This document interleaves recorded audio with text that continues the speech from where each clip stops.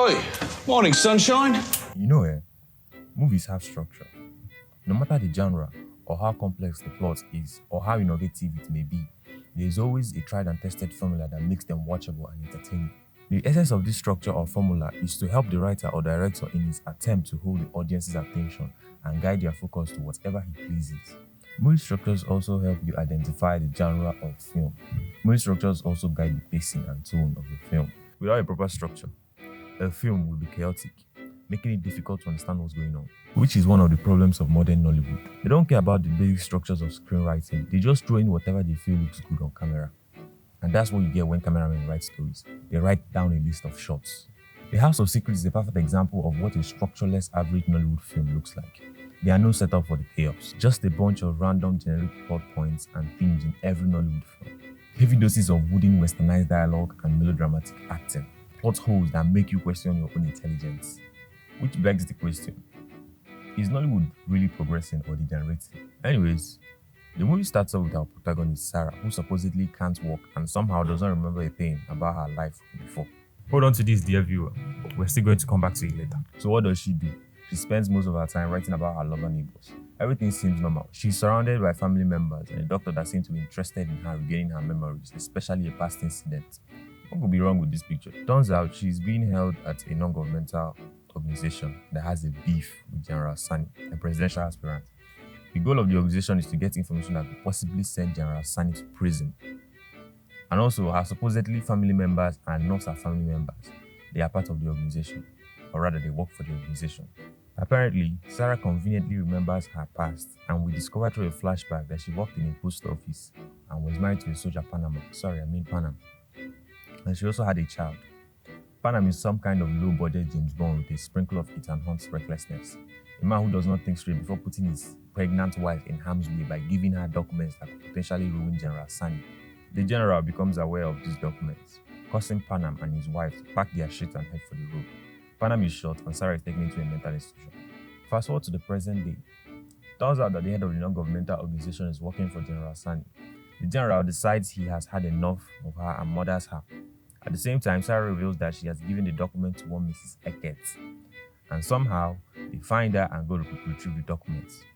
They get the documents, and General Sani is arrested, and they all live happily ever after. Okay. Honestly, the biggest problem of this film isn't the obvious plot holes and lazy writing, it's the pacing. The movie had no build-up, no stakes. Things were happening at random, and conveniently especially. Sarah, who is supposed to be the protagonist, isn't taking action. She's reacting to things around her, from reacting to her husband's actions to the actions of the engineer. She lacks depth as a character and she's not giving much of a dramatic need, and her supposedly trauma was not really explored. That's one of the risky things that comes with using flashback to explore an entire story. The flashback could have worked perfectly if her son was much younger and has always been with her. It would be a simple case of Sarah telling her son about her father. It's a common technique, but it would still have worked. But then again, Panam is an asshole and also irresponsible. He's not exactly a hero. And the whole General Sani part would be her son's journey into discovering some things his mother did not tell him when he becomes much older. But I'm not here to rewrite the entire movie. I'm here to review it. The plot holes are just annoying. After the post office fire, is it that there were no police reports? It wasn't on the news. There was no account of people that died or survived. It was a vandalism of public property. And surely it should have people talking about it. Another question is that, did the general not have the initiative to track down everybody that worked in the post office and kill them? He didn't even kill Sarah right away. He didn't think supposedly she remembers something in the mental institution.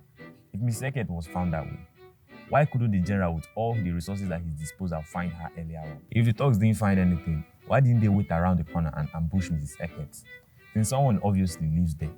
It's a recurring element in Nollywood where the villains, which are always political figures, are always poorly written, and the excuse of a wheelchair is just ridiculous and lazy. Nigerians are not the ones to listen to the doctors, and is Sarah stupid? You sit all day in a wheelchair without feeling pain on your supposed injury. You didn't want to explore your chances of walking until the plot requires it. They could have just broken her leg, it would have been more plausible.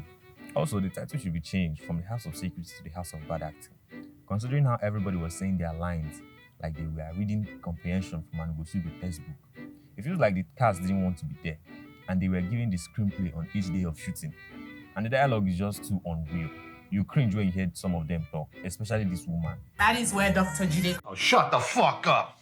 With exceptions to older Sarah and Kate Henshaw.